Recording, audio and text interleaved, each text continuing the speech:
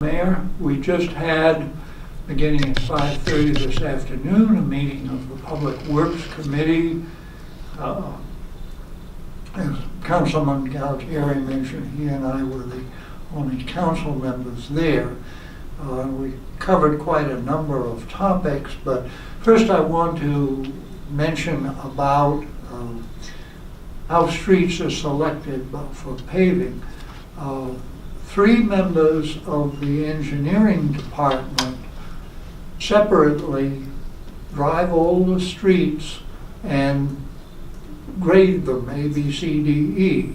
And then these independent evaluations are put together into a recommendation. And the recommendation then goes to the Council Public Works Committee. And sometimes we go out and review the streets ourselves, particularly, let's say there's a number that are rated C, but only some of them can be repaved in a given year. We'll go out and have our own opinions as to which ones should be repaved. So then finally this committee endorses a proposal for repaving, which is then funded by council. One slight problem this year is normally we get a grant of around $250,000 from the state towards repaving a particular street, usually a substantial street like part of Demont Lane, and we didn't get that this year. So either we'll have to cut back or we'll have to spend a little more of our own money in the budget to to pave the streets that we expect to repave, but we have to see the list first, what is recommended for repaving.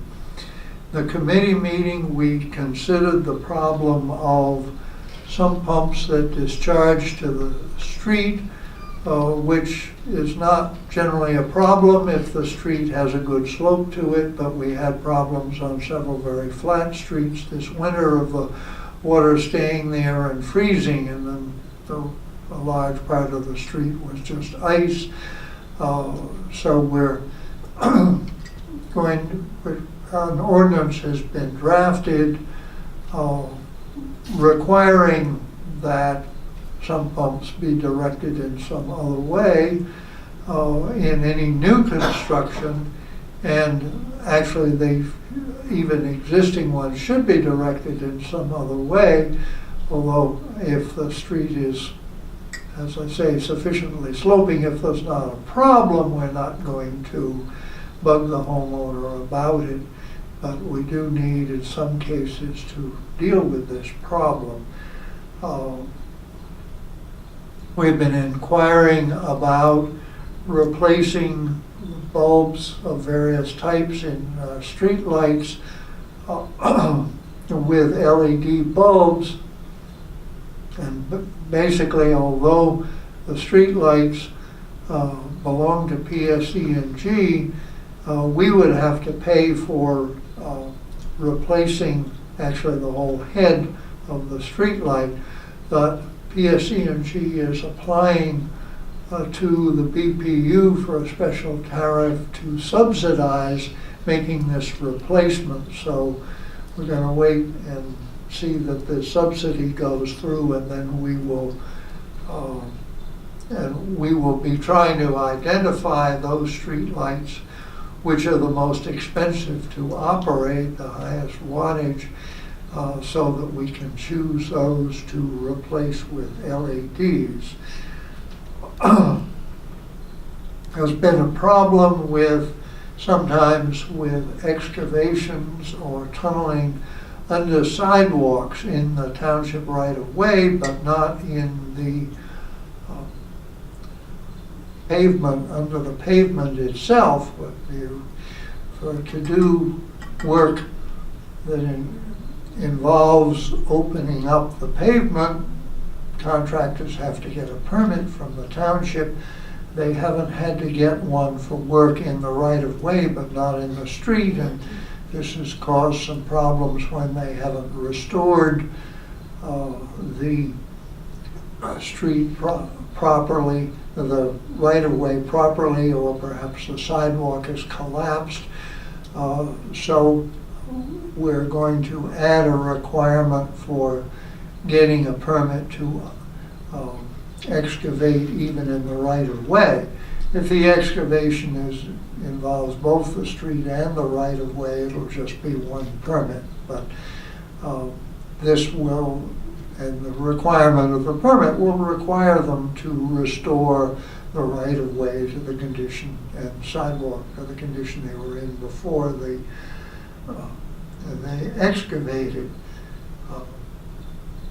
Our firehouses and first aid have no water meters. It's not that we want to charge them for water, but we do want to know how much water they're using just in case they have a leak which ought to be fixed. So we're going to install permits and install meters at the firehouses. The Route 27 water main to Rocky Hill, which we've been trying to fix for a number of years, we have now advertised for bids. We're finally getting there to deal with this. It's suggested that we publicize insurance programs for private water lines, in other words, the lateral from the township main into the house.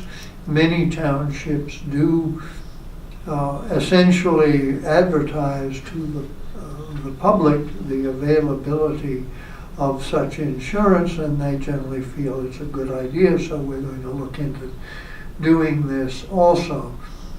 We're also looking into the problem of on-street parking during snowstorms, trying to provide somewhere else for people to park during snowstorms so that we can plow the streets properly, particularly narrow streets with houses close together like Home and Ambrose.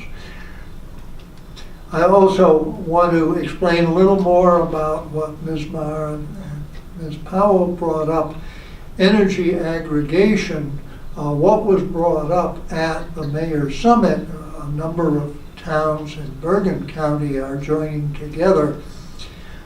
This is a program whereby the town essentially advertises first for a consultant and then for energy providers to become the supplier of electricity for all the residences in the town.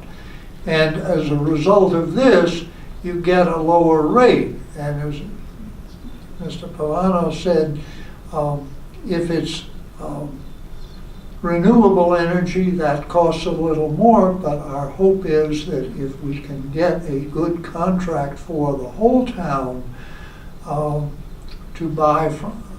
to be provided electricity from a single purveyor, that even if we get 20-30% renewable, it'll still be below what you're paying now. The electricity is still delivered by PSE&G. If the power line goes down, it's still the responsibility of PSE&G to repair it.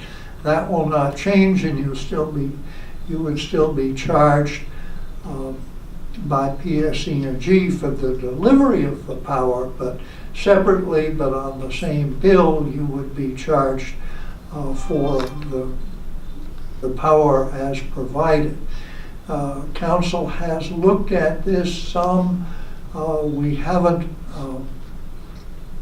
really reached agreement on doing this yet, but if the public asks for it, I'm hoping that we will get consensus of council to provide this, and perhaps contact other neighboring towns so as to form an even larger buying unit to do this and get an even lower price. But the intent would be to lower what township residents would pay for their electricity. So, thank you, Mr. Mayor. I've covered quite a bit.